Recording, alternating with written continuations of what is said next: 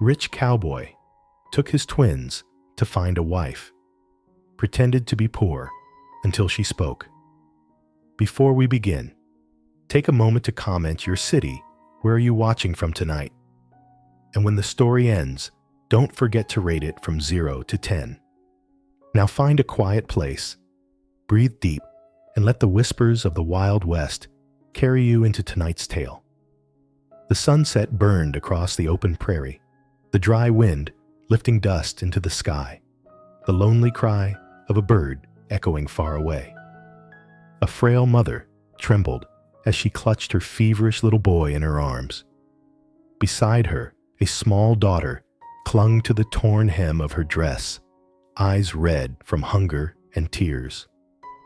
Before them stood a weathered wooden door, its cracks spreading like the very hope that had rotted away through the years. The mother knocked her plea catching in her throat. "Please, my boy is burning with fever." The hinges groaned as the door opened. A tall man filled the frame, his face half hidden beneath a heavy beard, his eyes dark and unreadable. No comfort in his voice, no smile on his lips, only 2 words low and steady as the desert wind. "Stay there." The western sun sank lower, pouring rivers of red fire across the endless grass. The wind blew hard, clinging dust to the ragged dress of the thin woman, making her way along the trail. Margaret Sawyer's swollen feet dragged with each step after days of wandering. In her arms, her little boy felt heavy as stone, yet frighteningly light, so light she feared the evening wind might carry him away. Thomas was only 5, his cheeks flushed with fever, lips cracked, breath shallow and uneven. Each time his eyes fluttered closed, Margaret's heart twisted with dread. Beside her, Clara, just 7, walked in silence, her small hand clinging to her mother's dress. She carried a broken doll, her tired eyes shadowed, yet she pressed forward, step after weary step. For 3 long days they had knocked on every cabin and ranch they could find. And each time a door opened, hope flickered in Margaret's eyes, only to be crushed by a cold shake of the head. A widow carrying sickness brings nothing but bad luck, people muttered. Doors slammed shut, as though sealing off the sky itself. Every rejection cut her deeper wounds without blood, but heavy as stone. The wind howled through the canyons. The land smelled of scorched earth, as though even mercy had no place here. Margaret whispered broken prayers, her breath uneven. "Dear Lord, just one place. Let my children live through this night." And then when the sun brushed the edge of the horizon, painting the dry grass crimson, she saw it a small log cabin beneath the cottonwoods. Smoke curled gently from its chimney, the faint scent of burning wood carried on the wind. Her heart pounded. There was fire. There was life. There was a roof. One more door, one last chance. Her legs shook as she climbed the porch steps. Clara's cold little hand clutched at her dress. Margaret raised her cracked, trembling knuckles and knocked. At first softly, then harder, until the sound was desperate, echoing like a weak heartbeat begging to go on. The silence stretched unbearably long. Only the whistling wind, only her own heart pounding in her chest. She held Thomas tighter, tears dripping onto his burning cheek. Clara began to sob, her small cries blending with the wind, a sound that tore at the night like a prayer. At last, the door opened. In the fading light stood a towering figure. Broad shoulders nearly filled the doorway. A beard covered his jaw, his eyes dark as though hiding an untold past. His voice was deep and rough, with no hint of kindness. "What do you want?" Margaret collapsed at the threshold, her plea spilling out with her breath. "Please, my boy is burning with fever. We haven't eaten in days. I'll do anything. Just don't let him die." The air grew heavy, pressing on her chest. The man did not move, his eyes fixed on the three of them. She thought he would slam the door, as so many others had. But instead, he stepped aside. His voice came low firm, carrying like a decree across the silence. "Stay there. Bring the boy inside." And in that moment, a faint light flickered. In the harsh west, the last door had opened. Part 1. Rejected. The trail stretched on without end, red dust rising in clouds beneath weary footsteps. The western sun poured down like fire, burning the skin and draining every last bit of strength. Margaret Sawyer clutched Thomas tightly in her arms. The boy burned with fever, his breath broken and shallow. Beside her, little Clara tried to keep pace, her hand gripping the torn hem of her mother's dress. Her clear eyes already carried the sorrow of one who had seen too much loss. For 3 days they had walked this way.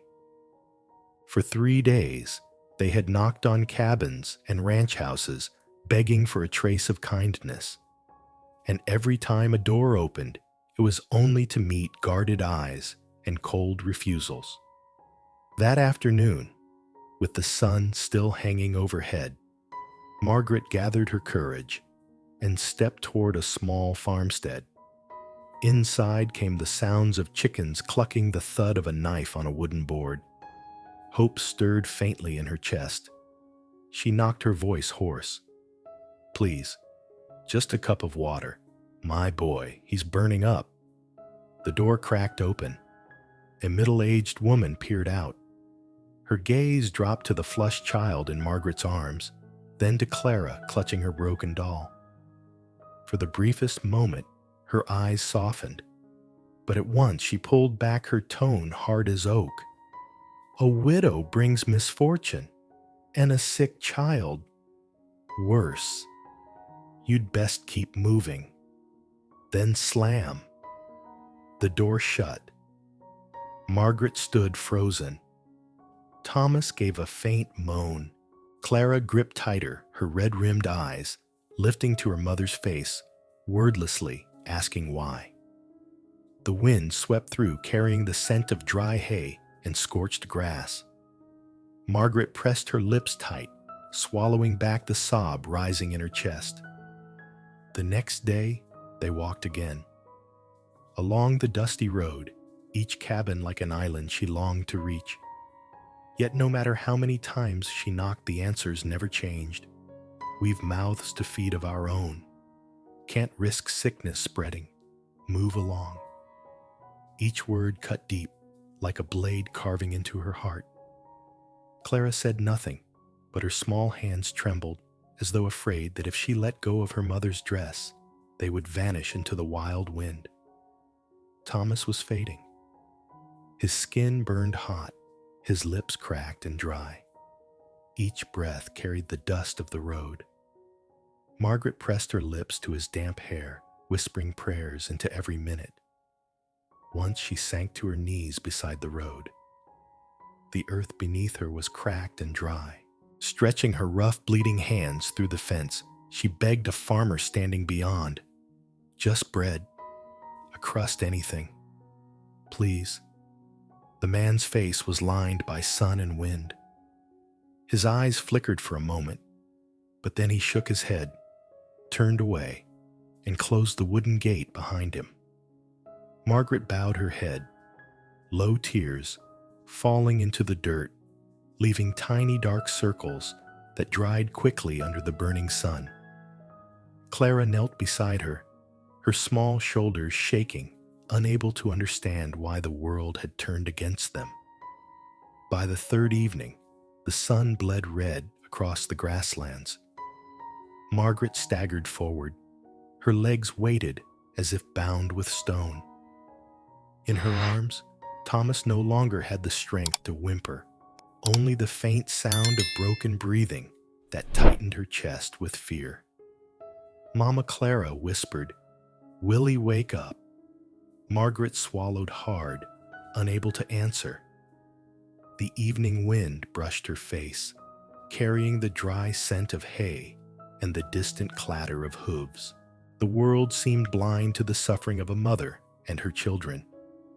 As the sun sank to the horizon, Margaret looked around. There was nowhere left to knock. The road stretched endless, the sky dimming into shadow. She collapsed to the ground, clutching her son. Tears poured down like rain. Clara leaned her head against her mother's shoulder and whispered, "Mama, I'm hungry." In that moment, her heart nearly broke. She had nothing left to give her children but her arms. The wind blew, the dust swirled. And then, in the distance, Margaret saw it, a thread of smoke rising from the cottonwoods. A cabin, a chance. That night, as darkness spread across the prairie, Margaret found a fallen tree with sparse branches. She laid an old cloth on the ground and placed Thomas upon it, gathering Clara into her embrace. The insects sang in the grass. A thin crescent moon hung overhead, silver light falling on their hollow faces. Margaret hummed a lullaby, her voice cracked and trembling. Clara pressed her ear to her mother's chest, listening to the fast, desperate beat of her heart. Thomas burned with fever, murmuring, "Papa, Papa," in his restless sleep. Tears streamed down Margaret's face. Her husband was gone. The burden was hers alone to bear, and in the silence she felt the whole world had turned its back. At dawn, the sun rose through a veil of mist. Birds called across the plain, but to Margaret it was only a reminder that another day of hardship had begun. She tried to help Thomas to his feet, but his legs gave out. With no choice, she lifted him once more into her weary arms, each step tearing at her shoulders. Clara walked behind her bare feet, bleeding, but she did not complain. When they neared another ranch, Margaret saw cattle grazing the smell of hay and horses thick in the air. A flicker of hope returned. She knocked, waiting. A tall, broad-shouldered man opened the door. His eyes swept over Margaret, then to the sick child in her arms. His brow tightened. "Move along. We don't need trouble here." Margaret broke down, falling to her knees, her cracked hands clutching his shirt. "Please, sir, just water. Just bread for my little ones." But he stepped back, his eyes closing like the door that slammed behind him. Once again, the world refused them. Margaret's arms trembled as she held Thomas, feeling the heat of his frail body. His lips parted, gasping for life. Clara stood silent, her tearful eyes asking, "Why does everyone turn us away?" Margaret drew both children close, her heart ripping in two. She blamed herself. Was it her fault? A widow who brought nothing but burden. And then through the wind came the faint scent of burning wood, a fragile sign. The next day, they walked on through the dust. Dry grass clawed at her dress, the sun seared as if to burn the world away. Every time a cabin appeared, Margaret summoned her last strength to beg. And each time the doors closed, quick, heavy, final. The slams echoed like a hammer striking her chest. By noon, Margaret nearly collapsed. Thomas burned in delirium, Clara whispered, again and again. "Mama, I'm hungry. Mama, I'm tired." Her small sobs carried over the wide prairie, each one cutting deep into her mother's soul. That evening, the sky turned crimson as the sun sank slowly down. Margaret staggered, drained, ready to give in. And then, from afar, among the cottonwoods, a thin column of smoke rose into the fading sky. A low-roofed cabin, the scent of firewood drifting warm. Hope flared once more. Margaret drew a breath, holding Thomas close, gripping Clara's hand, forcing her feet toward the smoke. Each step was a prayer, each breath a vow. My child will not die on this road, not while I still live. She climbed the porch, her bleeding knuckles knocking on the door. The sound was faint, but steady, like a fragile heartbeat, pleading for life. Clara clung to her dress, whispering through tears, "Mama, please let this be the last door." Margaret closed her eyes, tears streaming down her cheeks. This had to be it, the very last door. Part 2. The Man in the Shadows. The old wooden door creaked its hinges, groaning like a weary sigh in the burning dusk. The last light of day spilled through the crack, falling across Margaret's tear-stained face as she clutched her feverish son. Behind her skirts, Clara peered out, wide eyes glistening with tears as she stared into the darkness within. A figure emerged, tall, broad-shouldered, filling the doorway like a wall of stone. His face lay half in shadow, half in light, his jaw covered by a heavy beard, his eyes deep and stern. Margaret's heart pounded wildly, then froze at the sound of his voice. Low, rough, and dry as the wind sweeping the hills, it cut through the silence. "What do you want?" Just 4 words. Yet they weighed like judgment itself. Margaret collapsed to her knees at the threshold, tightening her hold on Thomas. Her voice trembled, broken, drawn up from the bottom of despair. "Please. My boy is burning with fever. We haven't eaten in days. If you have any mercy left, let us stay just for tonight. I'll work for you. I'll do anything. But please don't let him die." Clara's sobs broke loose, the sound of a child's cry rising into the dusk, blending with the wind in the cottonwoods. Margaret bowed her head, low tears soaking into her calloused hands, into the fabric of her son's shirt. The air grew heavy thick with the weight of an unspoken verdict. The man stood unmoving, his shadow stretching over them. His eyes revealed nothing. The silence stretched so long, Margaret thought the world itself was holding its breath. Outside, the wind moaned, the door creaked, and inside her chest, her heart beat loud enough to hear. At last he shifted aside. His voice came firm and unyielding, deep as the earth. "Stay there. Bring the boy inside." Margaret's eyes widened. Shaking, she rose, holding Thomas close, tugging Clara's hand, and stepped into the cabin's dark interior. The room was small but neat. Firelight crackled in the hearth shadows, dancing on the log walls. The air smelled of pine smoke and leather, carrying a warmth foreign to the harshness outside. A rough-hewn table stood in the center, 2 chairs, and a single narrow bed against the wall, simple, orderly, but strangely comforting. The man Ethan Brooks shut the door, the sound of wood closing off the world beyond. He set a kettle upon the fire, his movements brisk, practiced, then turned to her. "Lay him here." Margaret faltered, her voice a whisper. I don't mean to intrude." Ethan cut her off, his tone, not raised but sharp with command. "I said lay him down." Hands trembling, Margaret carried Thomas to the bed and laid him down. The boy moaned faintly, his face flushed, breath still fragile but alive.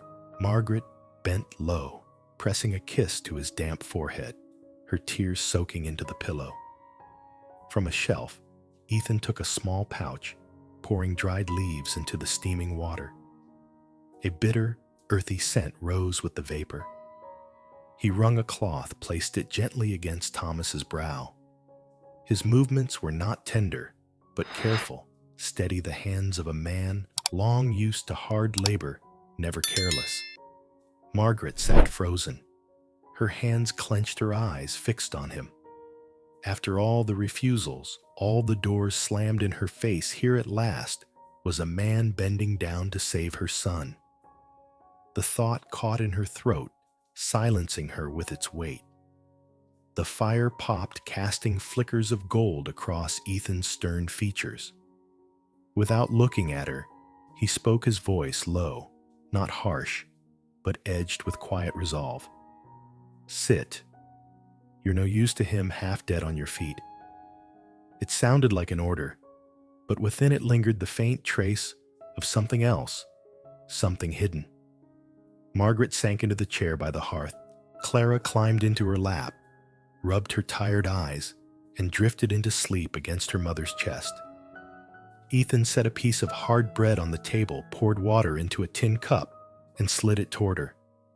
His gaze was cool, his words flat and final. "Eat. I didn't ask for money." Margaret's hand shook as she broke the bread, tasting each bite slowly as tears streamed down her face. And in that silence, she knew tonight at least her son had a chance to live. But in the shadows of the cabin, beneath that rough voice and unwavering eyes, another mystery stirred. Who was this man? And why had he opened the last door when all the world had turned them away? Part 3. Saving the Child. Inside the small cabin, the fire in the hearth crackled softly, casting golden light that danced across the rough log walls. The sharp scent of burning pine mingled with the earthy fragrance of the herbs Ethan had dropped into a basin of hot water, filling the air with something strange, warm, and oddly comforting. Thomas lay on the narrow bed, his head resting on a worn woolen blanket. His face burned red with fever, his dry lips parted as though searching for cool water. Each ragged breath came heavy, uneven, squeezing Margaret's heart until she could hardly breathe.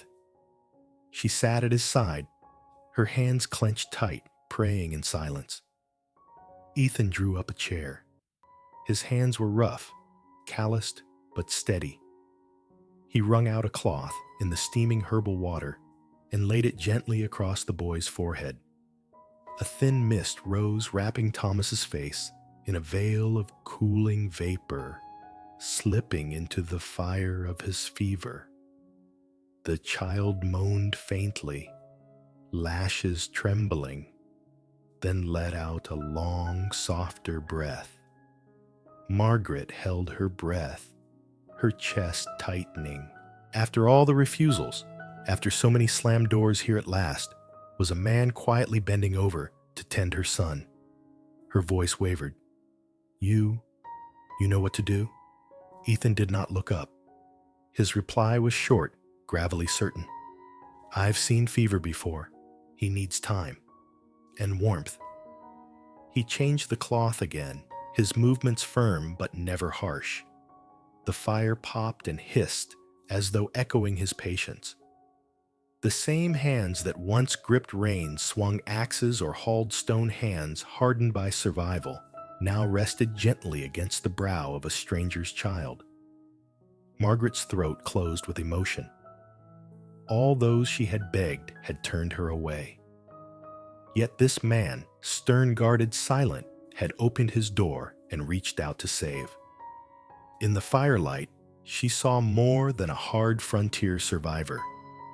She glimpsed a sliver of kindness hidden deep beneath the cold.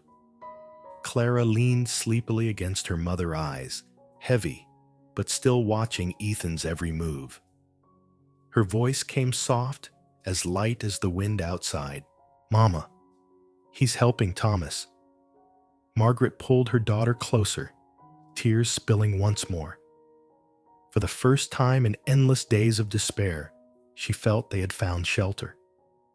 Ethan laid a fresh cloth across Thomas's brow, then straightened, his gaze fixed on the flames. His words came low, almost as if spoken only to himself. "The fever will break if he fights. Keep him warm. Feed him broth when you can." Margaret swallowed hard, nodding her whisper thick with gratitude. "Thank you. You've given him a chance." Ethan did not answer. He lifted the kettle from the fire, poured fresh water into the basin. His shadow stretched tall across the cabin wall, still solid like a carved figure of wood. A solitary man. Yet in this moment, he was the only shelter left for a weary mother and her children. Outside, the wind still howled through the cottonwoods. But within these walls, life was stirring again. Margaret's heart eased just slightly. Fragile though it was, this was the first true hope she had felt since the day she lost her husband. Part 4. A silent meal. The fire in the hearth crackled, tossing warm golden light across the dark wooden walls. The faint scent of pine smoke drifted through the cabin, mingling with the dry, toasty aroma of bread warming over the coals. The space was small plain. Yet after 3 long days of rejection to Margaret and her children, it felt nothing short of a miracle. Ethan placed a piece of bread on the rough-hewn table, pulled a tin cup from the shelf, filled it with cool water, and slid both toward her without a word. His eyes were steady, his silence carrying more weight than speech. Margaret stared at her cracked, raw hands, hesitating. Her voice broke into a whisper. I have no money." Ethan shook his head. His answer came deep and firm. "I didn't ask for money. Eat." Margaret bit her lip. Her hand trembled as she picked up the bread and broke it in half. She gave one piece to Clara.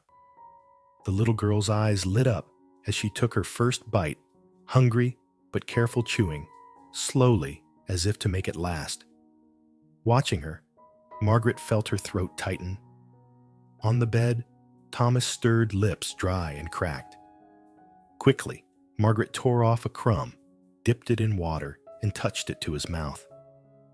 The boy swallowed slow and deliberate, then let out a faint sigh, as though life itself had returned with that small gift. Tears streamed down Margaret's face, falling onto her child's hand. For days, she had begged, until her voice was raw, endured. Doors slammed in her face again and again.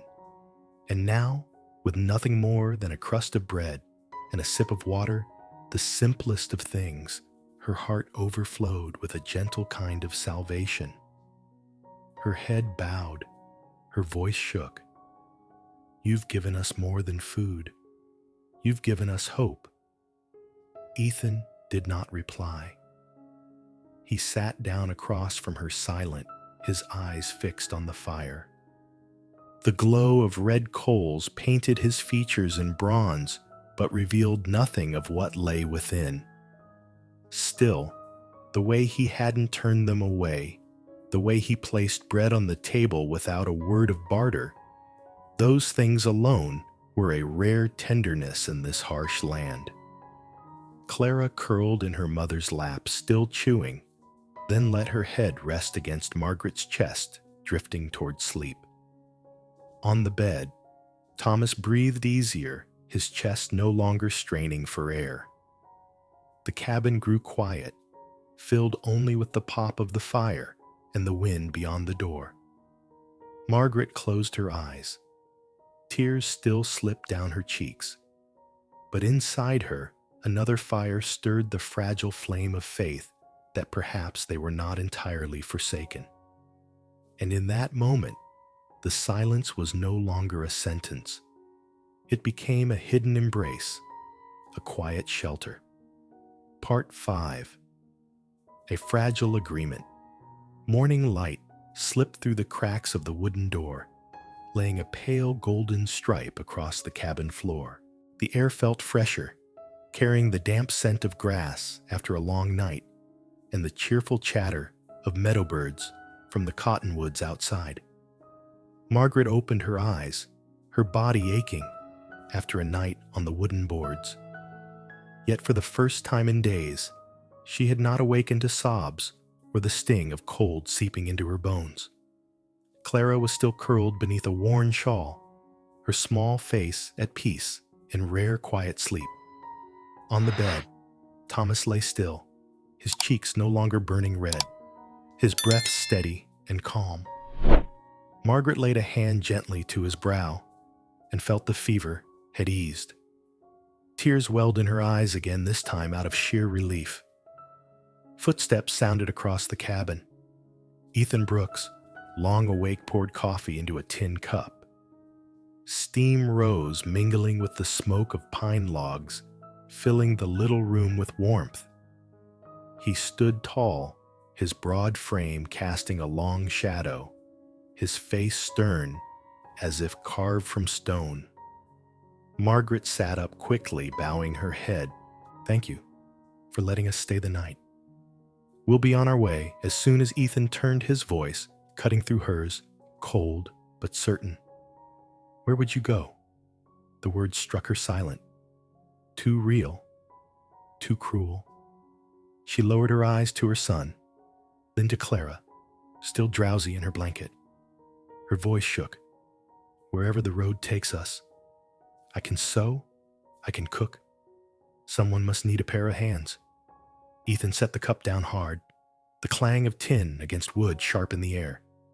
His words dropped heavy, each one like a stone. "The road will kill you, and those children." Margaret bit her lip until it bled. She knew he was right, but how could she dare to ask for more? Her whisper faltered. "I cannot impose." Ethan cut her short, his voice low and unshakable. "If I wanted you gone, I'd have sent you last night." The words carried no kindness, yet they struck her like a lifeline tossed into a flood. Margaret lifted her eyes, tears shining, and gave a trembling nod. Ethan glanced at Clara, curled in sleep, then back at Margaret. His tone softened slightly, just enough to reveal the hollow spaces of his own solitude. "Stay until the boy is strong enough to walk. After that, we'll see." Margaret pressed a hand over her mouth, her shoulders quivering as though she might cry or laugh. Relief poured through her chest with every breath. Ethan pulled his hat down, heading for the door. He paused, his words as plain and firm as a command. "There's wood out back. If you want to stay, you'll do your share." Margaret answered at once, her voice steady, as though finding herself again. "I will. I promise." The door closed behind him, leaving the cabin wrapped in quiet. Only the soft sigh of wind slipped through the seams. Margaret sat back, holding Clara closer hand, resting on Thomas's brow. And in that moment, fragile, temporary as it was, she felt for the first time since her husband's death that they had a place. However fleeting it was, a home. Part 6. The past, revealed night, fell over the prairie, the sky strewn with stars, while the wind swept cold and long through the trees, like the earth itself drawing breath. Inside the little log cabin, firelight glowed in shades of amber, flickering across the rough walls, shaping a space that felt at once warm and solemn. Margaret sat by the hearth, weary hands steadying a needle and thread. Thomas's small shirt was worn at the shoulders, torn beneath the arm from days of hard travel. The fire cast her hollow cheeks in light, but there was strength there too, stubborn, enduring. With each stitch came a faint sound mingling with the crackle of flames, a rhythm of resilience against a world too harsh. Ethan sat by the door, his shadow long across the floorboards. One broad arm rested on his knee, the other working a small knife steel glinting under the fire. He said nothing, only drew the blade smooth and sure, the sound of metal against stone, steady in the silence. It was not a heavy silence, not entirely. More like a strange refuge, each of them carving space to breathe in their own wordless way. Margaret bent over her mending, but inside, her thoughts churned. She knew she could not stay here forever, yet she had nowhere else to go. Ethan's silence was both a shield and a wall. He had not sent her away, but neither had he offered comfort. A man like timber itself, solid, but distant. At last it was her heart that broke the quiet. Her voice came rough, halting every word heavy with years of sorrow. We came west, hoping for better. Her needle froze mid-stitch. Margaret's eyes stayed fixed on the fire, not daring to meet his gaze. She drew a breath and went on, her words falling like stones, lifted at last from her chest. Back east, we had a small home. My husband, Daniel, he worked in the mills. The days were long, but he had dreams. He wanted land cattle, a place where our children could run free. He used to say, "The West is hard, but it gives a man back what he puts into it." Her voice caught. The needle slipped from her fingers, clinking softly against the floorboards. She bent quickly to pick it up, her hand, trembling, tears spilling into the firelight. He didn't make it. Fever took him. Too fast. One day, he was strong, and the next, I buried him with my own hands. The wind outside seemed to hush, as if listening. Inside, the only sound was the quiet sob of a woman breaking. Clara slept soundly beneath a blanket. Thomas stirred weakly, but no longer burned with fever. Margaret brushed her tears aside, her words sharp against her own heart. I sold everything left, but it was never enough. Debt swallowed the rest. I thought, if I could just bring the children west, maybe someone would take us in. Maybe kindness still lived out here. Ethan's hand stilled on the blade. He looked at her. Then his eyes, no longer flat and cold, but shadowed with something else. Not pity, but recognition. He set the knife aside. His voice rose low and slow, drawn deep from within. This land doesn't give easy. Margaret lifted her tear-streaked face, nodding faintly. I know, but it's all we have left. The cabin grew so still, she could hear the wind threading through the doorframe. The fire lit Ethan's face, lined, weathered, carved with years. And for a flicker of a moment, in his dark eyes, there lay a weary truth she had not expected. He stared into the flames, his words sparse, but weighted with the weight of buried years. I buried people too. This land takes more than it gives. Took my brother. Took the only family I had left. Margaret froze, startled by the confession. The man of so few words had let slip the raw wound of his own past. She set the shirt aside, her gaze meeting his, her voice, soft, trembling, but steady. Then maybe we'll survive together. Ethan turned, their eyes meeting in silence. No more needed to be spoken. In that look, both understood the same truth. Neither of them was entirely alone anymore. The fire flared, sparks popping. Clara shifted in her sleep, exhaling softly. Margaret tucked the blanket tighter around her daughter, then picked up her mending once more. This time her hands were steadier, as though strength had returned. Ethan leaned back in his chair, eyes closing for a moment, though his hand still rested on the knife's hilt, a habit carved deep. Outside, the wind howled through the trees, but inside, the silence had changed. It was no longer heavy.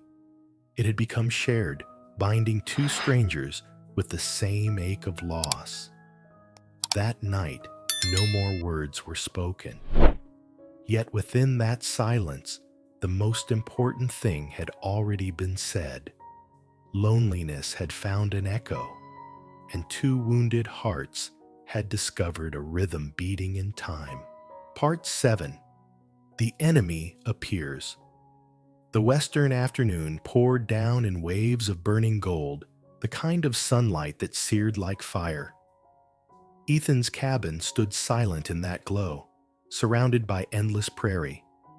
The air was calm, broken only by the lowing of cattle in the distance and the scratching of chickens near the pen.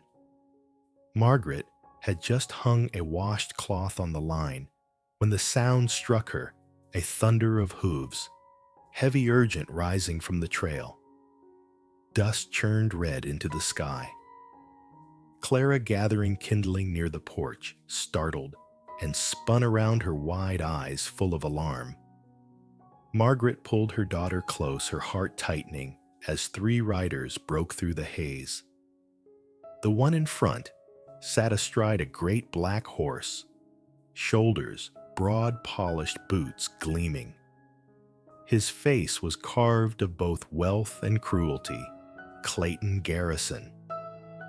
He yanked the reins, his stallion rearing with a shrill cry, dirt scattering across Margaret's skirt and Clara's hair. Leaning from the saddle, he smiled a crooked sneer that dripped with scorn. Well, well, so the rumors were true. Ethan Brooks has taken in a ragged widow and her brats. Margaret's fists clenched her cheeks, burning with shame. Clara trembled, burying herself against her mother's side. Clayton's words came sharp, each one meant to cut. A woman like you is nothing but dead weight in this country. A widow brings only hunger. And that sick boy of yours, he jerked his chin toward the cabin where Thomas lay sleeping. He won't live through the winter. Margaret's throat ached, but she forced the tears back, her voice shaking yet firm. I told you before, Clayton. I need nothing from you. I will raise my children by my own hands. Clayton chuckled, the sound cruel. Raise them. How do you think Ethan Brooks will marry you? The man can barely hold himself together. You ought to know, Margaret. Only I have the power to keep you safe. You still have a chance. Take my offer before it's too late. His tone slithered between threat and temptation. The air felt drawn tight as a bowstring. Clara clung to her mother's skirt and whispered, Mama, don't listen to him. Margaret stepped back, holding her daughter tighter. She had no chance to answer because just then the door of the barn creaked open. Ethan stepped out. Tall, broad, his shirt still clinging with dust and sweat from the day's work. He walked slowly, each stride deliberate yet heavy enough to make Clayton's hands tighten on the reins. Ethan stopped at the porch, his figure shadowing the doorway, his eyes hard as steel. His voice came level and low, cutting across the yard. You've said enough, Garrison. Clayton arched a brow, his grin twisting, still perched in the saddle. Oh, Ethan, what will you do? You've got land but no power. The town listens to me, not to you.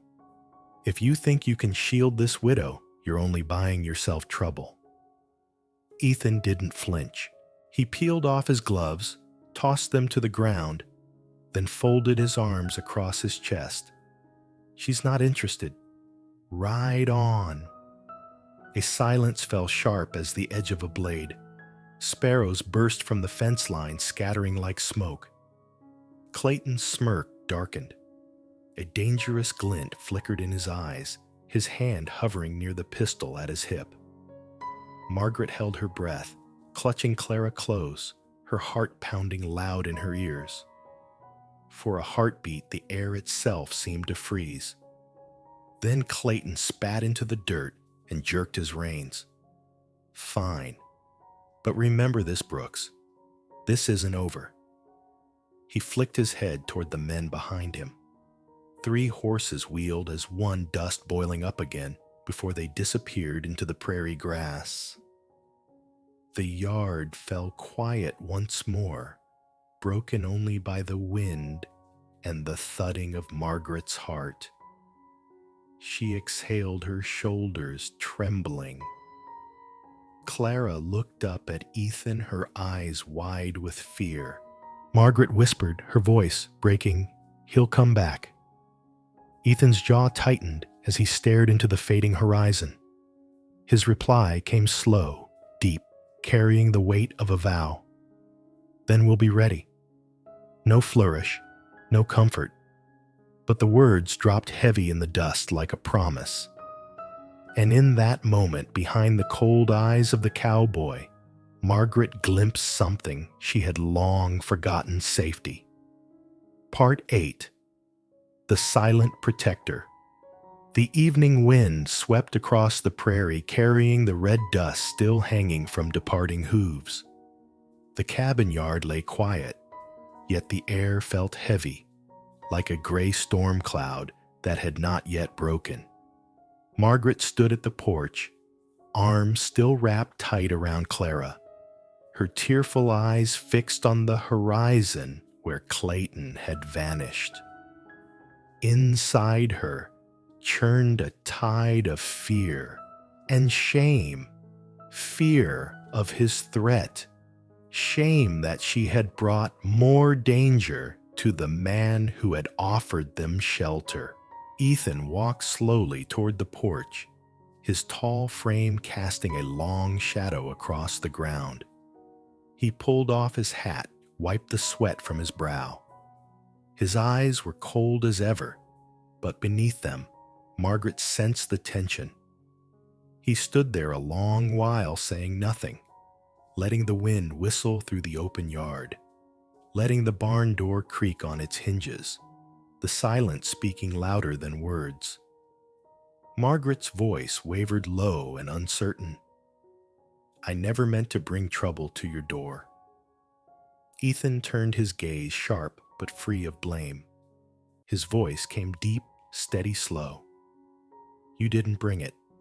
Trouble finds its own way." The words settled over Margaret like a heavy cloak, shielding her from the sting of shame. Tears rose again, but not from fear this time, because for once she felt heard, understood. Clara pressed closer against her, whispering softly, "Mama, he won't let them hurt us, Willie." Margaret's throat tightened, no answer on her lips. But then Ethan lowered his eyes to the child, his voice rough but sure. "Not while you're under my roof." At that, Clara released a faint breath and wrapped her little arms tighter around her mother's neck. Margaret looked from her daughter to the man before her, a man who promised nothing sweet, no pretty words. Just a single vow, plain and strong, yet it rose like a wall of safety between them and the storm to come. The air grew calmer. Ethan hung his hat on a wooden peg, then turned to Margaret again. His eyes softened no longer the stone-hard mask she had first seen. He spoke quietly, almost as if to himself. "Stay. This place has been empty too long." Margaret bit her lip, her trembling hand pressed against her chest to steady the sob rising there. For the first time in all her weary journey, she believed she and her children truly had a place, if only for this fragile moment. Ethan turned and walked toward the barn. His back was straight, strong, solitary, but to Margaret he no longer seemed distant. He was a shelter, silent, steadfast.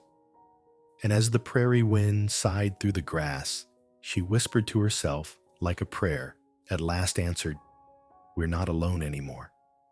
Part 9. A gentle confession. Night spread across the prairie, carrying with it the familiar chill that followed the setting sun. Beyond the cabin, wind whispered through the cottonwoods, laced with the scent of dry earth and wild grass. Overhead, the silver moon rose bright and silent, watching the world like a patient eye. Inside, The fire burned steady, casting a warm orange glow that danced along the old log walls. Margaret sat near the hearth needle, trembling in her hand as she mended the worn hem of Thomas's shirt. The boy slept soundly now, his breaths even steadier than they had been in days. Clara lay beside him, cradling her battered doll, her small face softened by the peace of dreams. Ethan leaned against the doorway, the firelight carving sharp lines across his weathered face. On the table, his knife gleamed, freshly honed, catching sparks of flame. He stood silent, his eyes fixed on the fire, as though searching in it for something he had never dared to say. Margaret lifted her gaze, finding him there. A strange feeling rose in her chest, gratitude, but also caution. For days he had been like a wall-solid shielding, yet unyielding. But tonight, beneath the hush of fire and moonlight, she saw that even broad shoulders could carry hidden weight.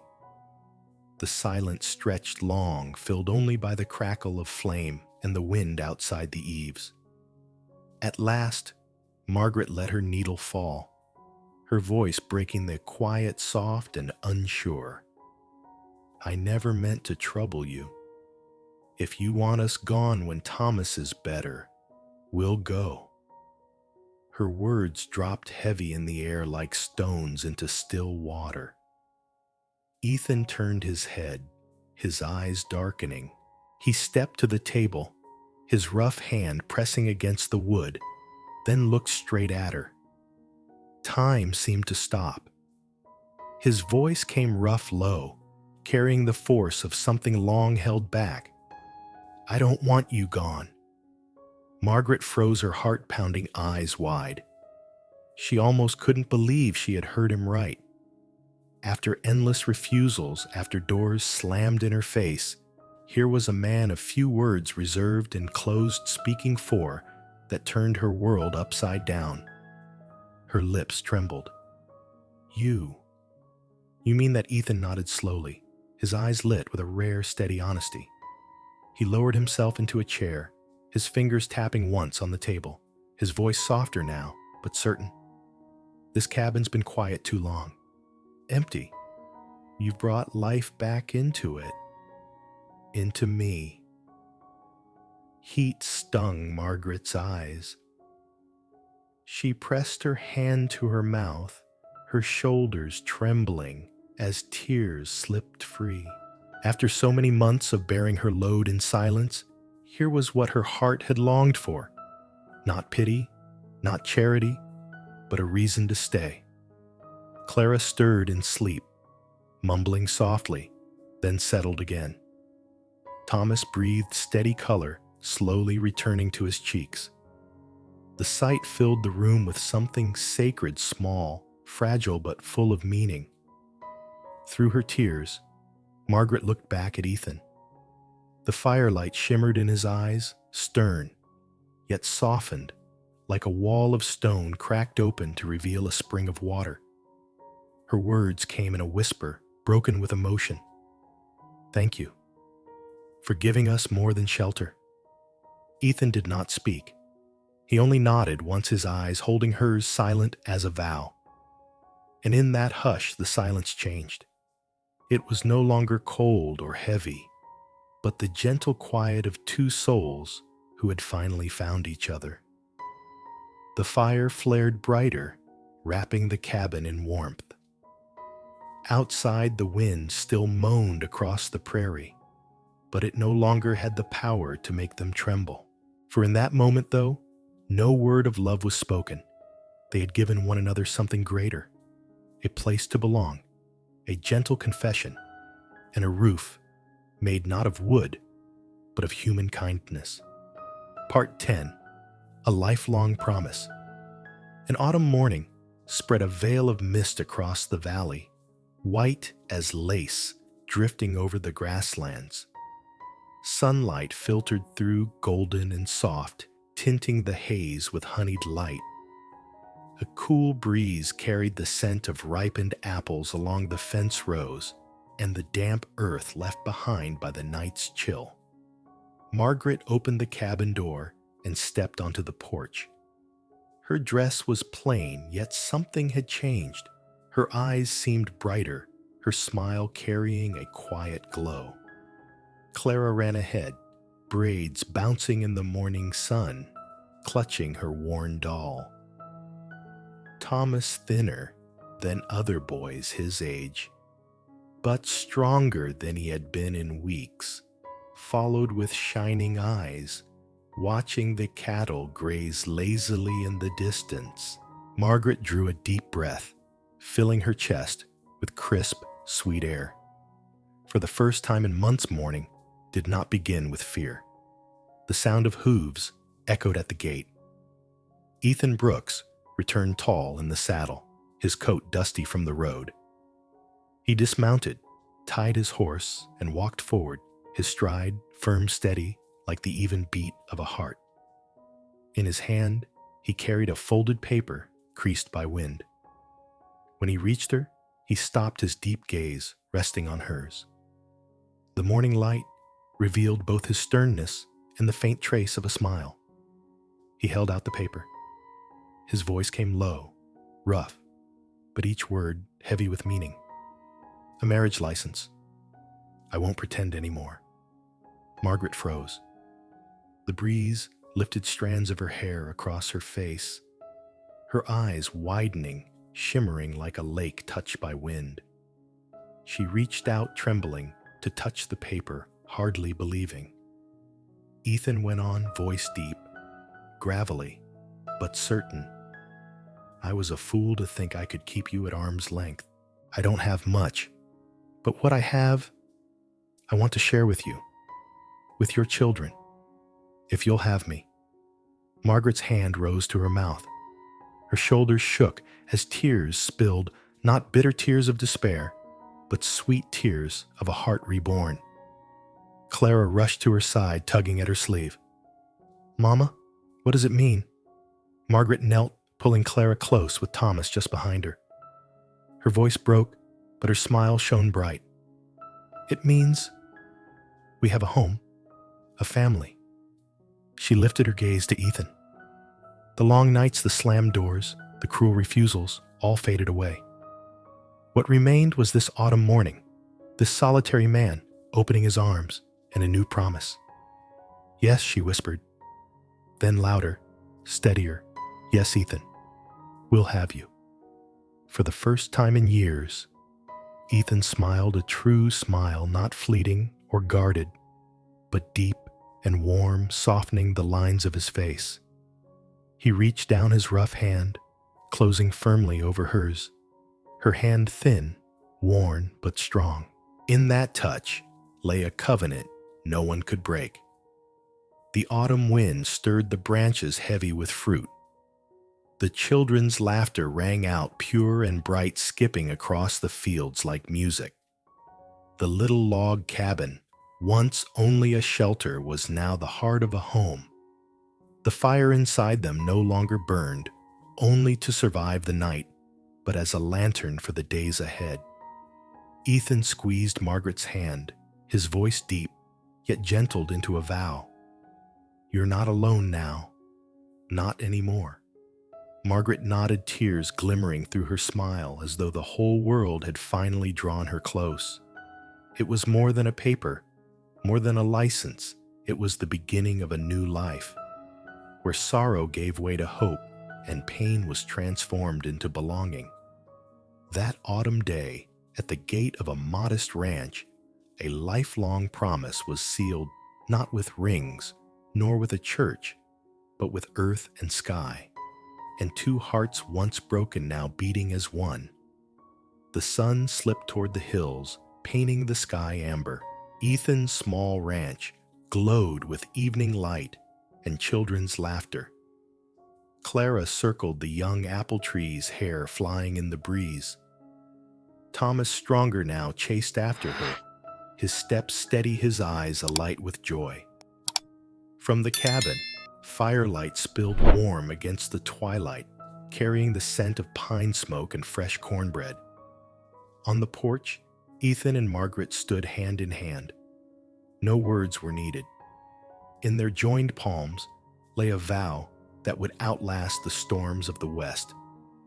Their eyes met, filled with trust, as if the wide world had narrowed down to this one-moment home family, a place to belong. The prairie wind rustled the wind chime on the eaves, its notes mingling with children's laughter, weaving a song of peace.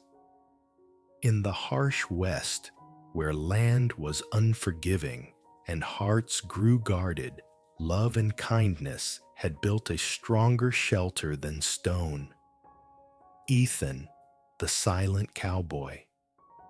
Margaret, the weary but steadfast mother. Together, they had turned a lonely cabin into a home filled with light.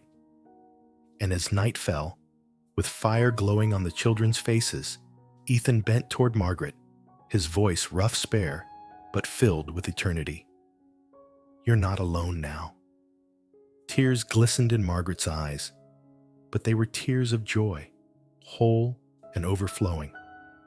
In the Wild West, love and kindness were the only true shelter. If this story touched your heart, leave a comment and rate it from 0 to 10. And don't forget to subscribe so you won't miss the next tale of the Western frontier.